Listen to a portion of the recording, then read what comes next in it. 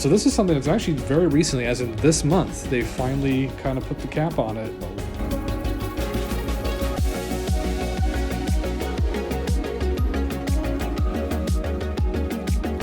Welcome to the Escape News Podcast. I'm your host, Chad. I'm your co-host, Ryan. So today's topic that I'm going to be starting with is Operation Northwoods. This, to some degree, didn't happen. So Operation Northwoods, if you don't know, back in the 50s and the 60s, where people were like, communism bad, we have to defeat the Soviets and their ideologies. And one of the big things was that they were trying to promote or set up a communist nation in the Western Hemisphere.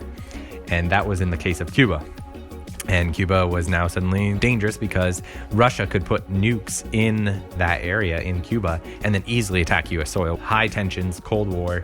It was crazy. It was all about destroying communism in the Western Hemisphere. And what this Operation Northwoods was, it was a proposed, they call it a false flag operation. The idea was our U.S. government would pretend to be Cuba, shooting down planes with civilians, boats. They were going to develop a communist Cuban terror campaign in the Miami area and in other Florida cities and even in Washington, and then blame it on the irresponsible Cuban government, on Fidel Castro. They wanted the American public to be afraid of communism, to have a reason to go to war and stop the communist propaganda and the setup of a communist nation in the Western Hemisphere. They had a plan to pretend to shoot down an airplane. They're going to play like some mix-up games. Shoot down one plane that was actually just a drone. The whole plan got scrapped. President Kennedy was like, no. And he actually kind of went to war himself against some of these people, like saying we need to take down the CIA, because if this is the kind of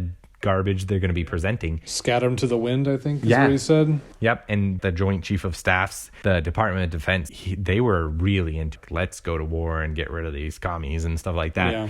And it's a good thing that this didn't happen, because we know about this, so it's inevitable. We would have figured this out. Anytime stuff like that comes out and the government doesn't keep it under wraps, like people are pretty mad about. We don't have a lot of trust for our own government, and they're not really helping themselves by suggesting plans like this.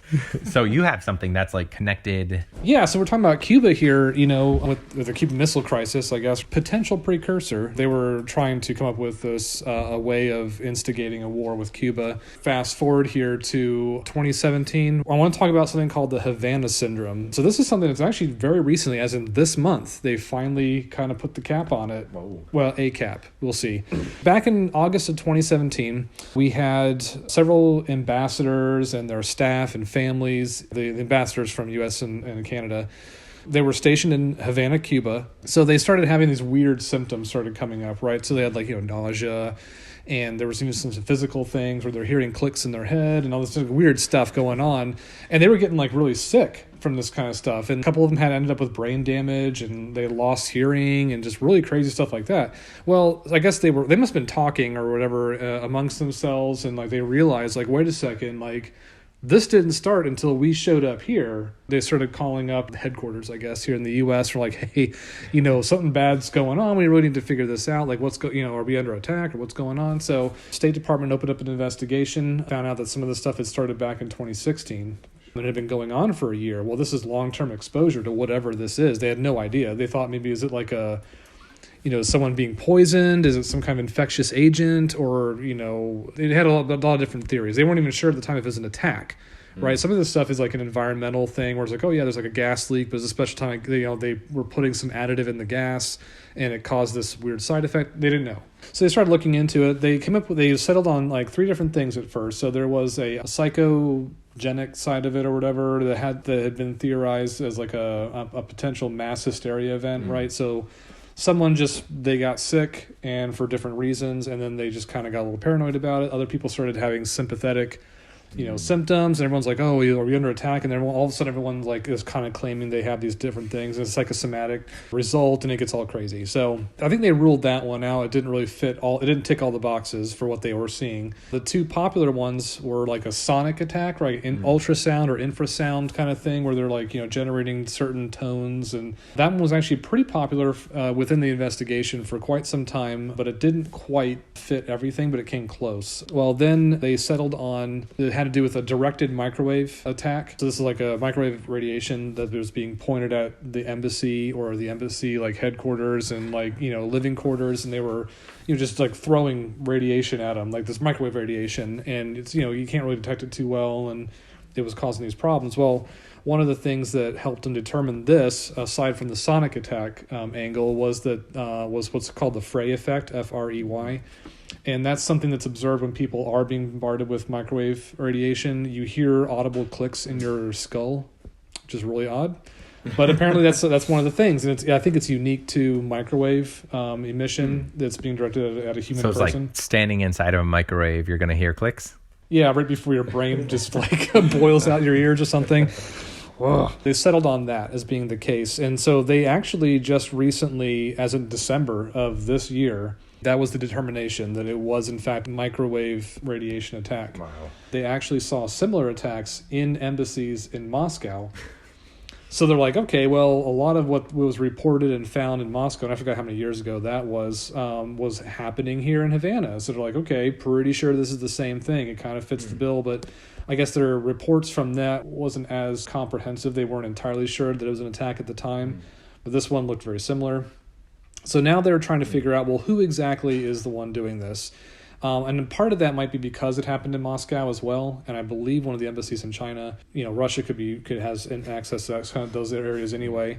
So they're thinking like, okay, well, it must be Russia. The CIA generally is very suspicious, paranoid, speculative. I mean, they're just not going to come down one way or the other on something. That's kind of their jobs, right? To be paranoid about stuff because it's so new. I mean, they just recently figured this out, or this came to the conclusion, but they're not certain yet. Like, is it actually Russia? And if so, then what do we do?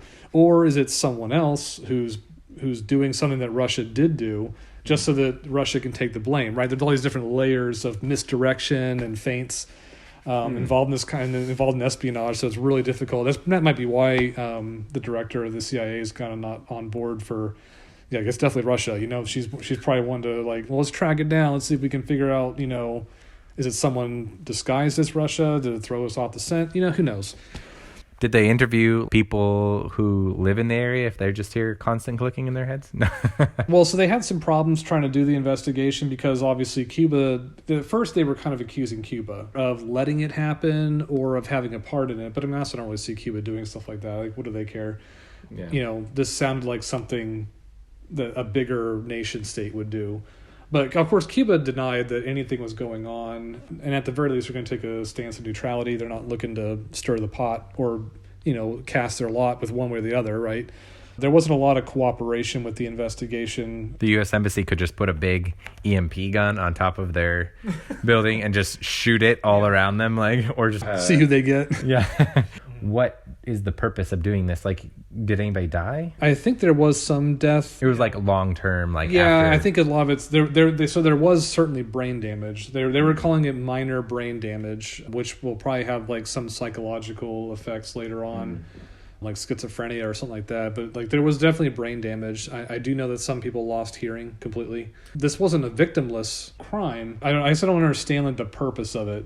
You're being a really bad nuisance. But maybe that's what they were going for, just to like, let's just create some chaos, let's hurt some people, and there's, or is it a signal to like, hey, we're still here, you should fear us? I don't know. I mean, this is purely speculation on our parts, but motives will be even more difficult maybe to figure out more than who the actor was. So we should probably look into on one episode Anonymous, which I don't know that they would do something like this because they're usually out there for other reasons. But I feel like there's somebody we should cover, like the whole Anonymous and LulzSec and like all the things that happen with hackers and stuff. We should probably do something like that someday. Yeah, Club Penguin.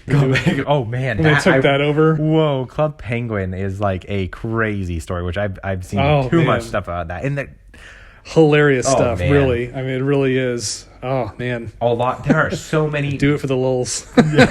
There are so many like video game related. We're gonna have to do some stuff about those because there's just crazy the stuff that happens. Yeah. It's some really clever, ingenious things that they do, and it's all for fun. Yeah. I mean, well, some of them. I was going to say some of it doesn't really end up being fun for some people. A lot of their stuff is pretty hilarious to watch. I mean, I'm YouTube. Oh, you're thinking of like what Lawsec did. I'm thinking with Shia LaBeouf and the flag. Oh, that was crazy. Where they're like taking like video feeds and like doing like stellar analysis to figure out like the stars in position at the time, and we pinpoint him. And it's like that is some really crazy stuff. Like there's some really.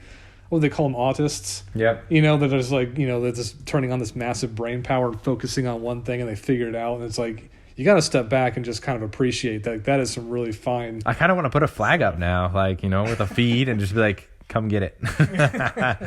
You put like a little $100 at the top there as a reward. Yeah. Like just see what they would do. See if they could figure it out. Come over to Patreon. Afterburner is going on over there already, and you can join our Discord community and things like that. And if you support us over there, we'd appreciate it. So we'll see you guys next time on the Escape News Podcast. Yep, see ya.